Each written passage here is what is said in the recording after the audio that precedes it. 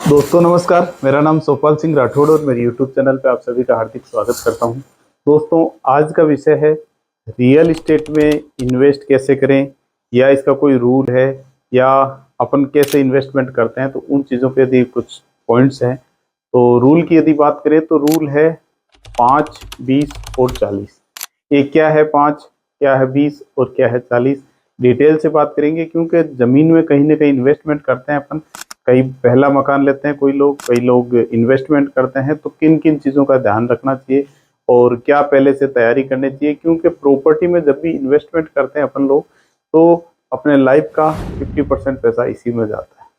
क्योंकि शादी और मकान ऐसी चीज़ है जहाँ बहुत बड़ा पैसा खर्च होता है। तो आपको किन चीज़ों का ध्यान रखना चाहिए। तो सबसे पहला आता है 5। 5 क्या है? 5 का मतलब है जो भी आपकी इनकम है उसका 5 गुना। इनकम मतलब आपकी फैमिली की इनकम है जो ईयरली, मान लीजिए आपकी 50,000 रुपये महीने की इनकम है, तो साल का 6 लाख हुआ। तो आप 30 लाख की प्रॉपर्टी, यानी कि 6 को 5 से गुणा करेंगे तो 30 लाख तक की प्रॉपर्टी आपको प्लान करनी चाहिए। 30 की जगह 32, 37 हो सकती है, लेकिन 30 की जगह 60 नहीं हो, 50 नहीं हो, 45 नहीं हो। क्योंकि फिर उसमें कुछ दिक्कतें आती हैं बाद के अंदर, अपन प्रॉपर्टी लेने के बाद में EMI पे करने में या और चीज़ों में आती है। तो फिर क्या दिक्कत होती है। तो आपकी जो भी इनकम है ईयरली, मान लीजिए आपकी इनकम 20 लाख है, ईयरली पैकेज 20 लाख का है, आपके अकाउंट में 20 लाख रुपए आ रहे हैं, तो आप 1 करोड़ की प्रॉपर्टी प्लान कर सकते हैं। तो ये हुआ 5।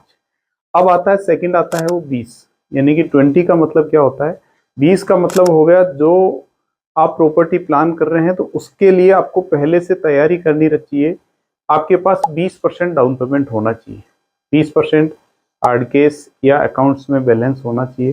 क्या होता है कि प्रॉपर्टी फाइनल करते हैं तो व्यवस्था नहीं होती है, फिर प्रॉपर्टी देख भी लेते हैं, पसंद भी करते हैं, लेकिन लोन 100% नहीं होता है। लोन हमेशा 80 to 90% होता है, कई जगह 90 हो जाता है, कई जगह 80 होता है। तो आपको 20% फंड हमेशा आपको अरेंज करके रखना चाहिए और उसके बाद आपको प्रॉपर्टी प्लान करनी चाहिए। क्या होता है कि जब अच्छी चीज़ आती है तब पैसा नहीं होता है, फिर व्यवस्थाएं करते हैं, इधर उधर से करते हैं, तो उसमें फिर बाद में हो सकता है अपने को प्रॉब्लम हो। तो 20% आपके पास अमाउंट होना चाहिए स्पेयर के अंदर आपके पास, जिससे आप प्रॉपर्टी कहीं भी फाइनलाइज कर रहे हैं तो उसमें आपको डाउन पेमेंट देने में आपको दिक्कत नहीं हो। अब आता है 40। 40 क्या है? 40 क्या है? 40 का मतलब है जो भी आपकी इनकम है, मान लीजिए आपकी महीने की सैलरी 50,000 है, तो आपको उसका 40%, यानी कि 50,000 रुपये आपके अकाउंट में आ रहा है, तो उसका 40% यानी कि 20,000 रुपये तक की आपको EMI करनी चाहिए। 1 लाख का आ रहा है तो आपको 40,000 करनी चाहिए। जितनी आपकी सैलरी आ रही है उसका 40% EMI से ज़्यादा नहीं होना चाहिए। क्योंकि और भी बहुत सारे खर्चे होते हैं, समाज के खर्चे हो गए, पारिवारिक खर्चे हो गए, रहने खाने पीने के बहुत सारे खर्चे होते हैं, तो उसके लिए आपको ये मैनेज करना रहता है। तो आपका जो इनकम है, आपका जो महीने का सैलरी है, उसका 40% आपको EMI 40% से ज़्यादा नहीं होना चाहिए।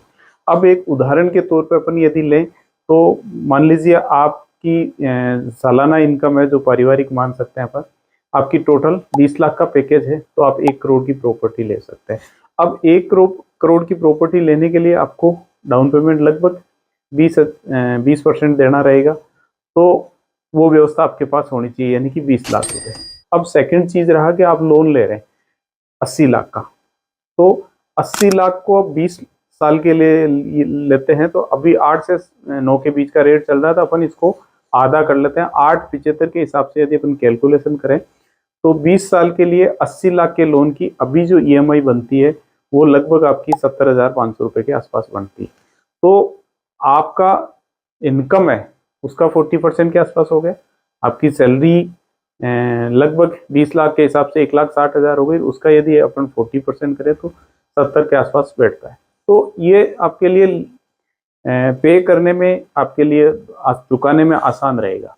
सेकंड चीज़, यदि आप 40% EMI रखते हैं तो कुछ समय बाद आप पार्ट पेमेंट कर सकते हैं। लोन लेने के बाद स्टार्टिंग के 2 से 3 साल में पार्ट पेमेंट करना चाहिए। क्या होता है कि शुरू में हमेशा ब्याज जाता है, मूल बाद में जाता है।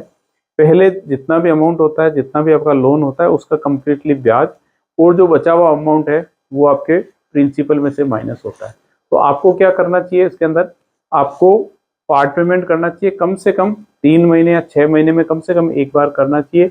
और पहले 2 से 3 साल के अंदर पार्ट पेमेंट करते हैं तो बहुत ज़्यादा बढ़िया रहता है, बहुत ज़्यादा ठीक रहता है, उसका काफ़ी आपको बेनिफिट मिलता है। क्योंकि शुरू में इंटरेस्ट जाता है, मूल बहुत कम जाता है, प्रिंसिपल बहुत कम अमाउंट जाता है।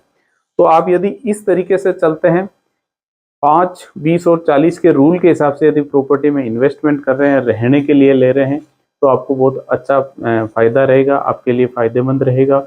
आपका बजट नहीं गड़बड़ाएगा, आपकी घर की व्यवस्था प्रॉपर रहेगी।